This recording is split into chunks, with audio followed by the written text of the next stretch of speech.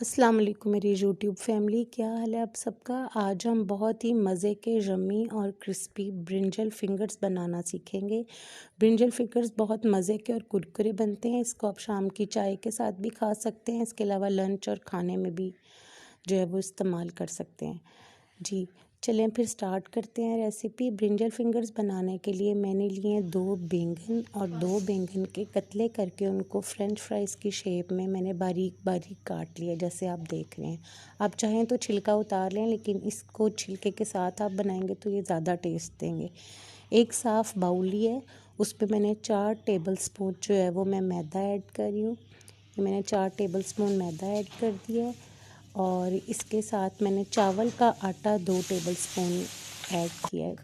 जी चावल का आटा इसकी जान है, इसलिए इसको स्किप मत कीजिएगा। इसके साथ मैं बेसन ऐड कर रही हूँ 5 टेबल स्पून। 1 टीस्पून मैंने चाट मसाला लिया है। 1 टीस्पून मैंने नमक लिया है और 1 टीस्पून नमक के साथ मैं ले रही हूँ लाल मिर्च, वो भी तकरीबन 1 टीस्पून लिया है। थोड़ी सी हल्दी ली है और साथ में चिकन पाउडर लिया है 1 टीस्पून और गार्लिक पाउडर मैंने लिया है 2 टीस्पून। जी 2 टीस्पून मैंने गार्लिक पाउडर लिया है। बस ये सारे स्पाइसेस डाल के इसके साथ मैंने ज़ीरा थोड़ा सा डाल दिया है और कलौंजी डाल दी है। आप अपने अकॉर्डिंग टू टेस्ट डालें। आप चाहें तो यहाँ साबुत धनिया भी डाल सकते हैं और अगर ग्रीन टच देना चाहते हैं तो पुदीना वगैरह भी डाल सकते हैं या उसकी चटनी भी ऐड कर सकते हैं। बस इन सबको पानी डाल के मैंने एक गाढ़ा सा मिक्सचर बना लिया, जैसे आप देख रहे हैं। गाढ़ा सा मिक्सचर बनाने के बाद उसको 2-3 मिनट के लिए छोड़ देना है। उसके बाद आपने क्या करना है, जो हमने कटिंग किए थे बैंगन उनको आपने इसमें डिप करते जाना है और जो है वो फ्राई पैन में डीप फ्राई करते जाना है। जी शैलो फ्राई भी कर सकते हैं, डीप फ्राई भी, सब टू यू।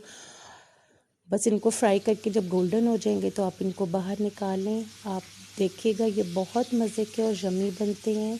चावल का आटा डालने से ये होता है कि इनमें कुरकुरापन आ जाता है और जो ढीलापन बैंगन का होता है वो ख़त्म हो जाता है और इस क्रिस्पी हो जाते हैं और कुरकुरे होते हैं, जिसकी वजह से ये अकेले भी खाए जा सकते हैं। इसके अलावा आप चाहें तो इसको डिप बना के साथ यानी मायोनीज़ और ग्रीन चटनी को मिक्स कर दें, उसके साथ भी खा सकते हैं।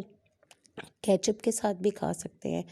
अगर रेसिपी पसंद आई हो तो प्लीज़ काइंडली शेयर कीजिएगा और लाइक कीजिएगा और चैनल को सब्सक्राइब करना भूलिएगा, ताकि मेरी सारी वीडियोस जो है वो आप तक पहुंच सकें।